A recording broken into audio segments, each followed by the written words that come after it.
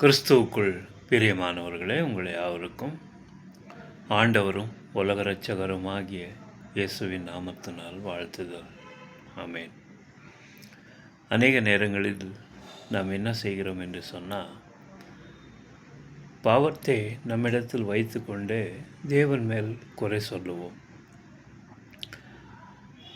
பாவத்தை நாம் செய்துவிட்டு தேவனுக்கு கண் இல்லையா, செவி இல்லையா என்று சொல்லி கேட்போம். ஆனால் ஆண்டவர் உங்களோட பாவங்களை மன்னிக்கிறதுக்கு அவர் காத்து கொண்டிருக்கிறார். உங்களால் பாவத்தை அறிக்கை செய்ய முடியவில்லை. பாவங்கள் நிரம்பின போது இயற்கையின் மூலிமா தேவன் இந்த உலகத்தில் அழிவை உண்டாக்குகிறார். இயற்கைகளுக்கு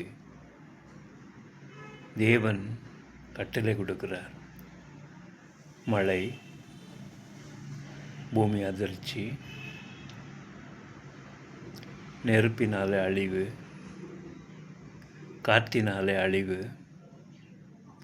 இப்படி 5 பூதங்களினாலே அழிவு உண்டாகுகிறது. தண்ணீர், பூமி அதிர்ச்சி, காற்று, நெருப்பு, ஆகாயத்திலிருந்து மழை, தண்ணீர், இப்படி 5 பூதங்களால் அழிவு வருகிறது. ஆனால் தப்பு யார் மேல் சொல்லுவோன்னு சொன்னால் ஆண்டவர் மேல் சொல்லுவோம். தப்பு நம்மிடத்தில் இருக்கிறது. அதனால தான் ஆண்டவர் சொன்னால், தன் பாவங்களை மறைக்கிறவன் வாழ்வடையவே மாட்டான், அதை அறிக்கை செய்து விட்டுவிடுகிறவனுக்கோ தேவனிடத்தில் இரக்கம் கிடைக்கும் என்று சொல்லி.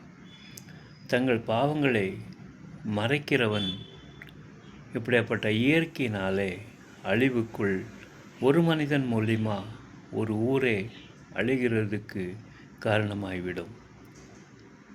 ஒரு நாள் ஒரு கப்பலில் யோனா என்ற ஒரு மனிதன் கடந்து போனான், தேவனோட வார்த்தைக்கு கீழ்ப்படியாமல். ஆனால் அங்கே இயற்கையின் சீத்தங்கள் உண்டானது. அவனிடத்தில் போய் கேட்கிறார்கள், இதெல்லாம் போக வேண்டும் என்று சொன்னால் நான் என்ன செய்ய வேண்டும் என்று சொல்லி அவன் இடத்துல கேட்கும்போது அவன் சொல்லுகிறான், என்னை தூக்கி கடலில் போட்டு விடுங்கள், இதெல்லாம் அமைதி ஆகிவிடும் என்று சொல்லுகிறான். அருமையான தேவஜனங்களை, இன்றைக்கு உலகத்தில் இருக்கிற மக்கள் தங்கள் பாவங்களை மறைத்து கொண்டு வாழ்கிறதுனால, இயற்கையின் சீர்திருத்தினாலே அவன் மூலிமா அவன் குடும்பம் அழிவு கொண்டு வருகிறது. அருமையான தேவஜனங்களே, நாம் தேவனிடத்தில் அன்பு கூறுகிறவராக சகலமும் நன்மைக்கு ஏதுவாக தேவன் மாற்றுகிறார். தேவன் பட்சபாதம் உள்ளவர் அல்ல. அவர் நீதியின் சூரியன். தீமையோர் மேலேயும் நல்லவர் மேலேயும் சூரியனை உதிக்க செய்கிறார், மழையை பெய்ய செய்கிறார். தேவன் நீதி உள்ளவர்.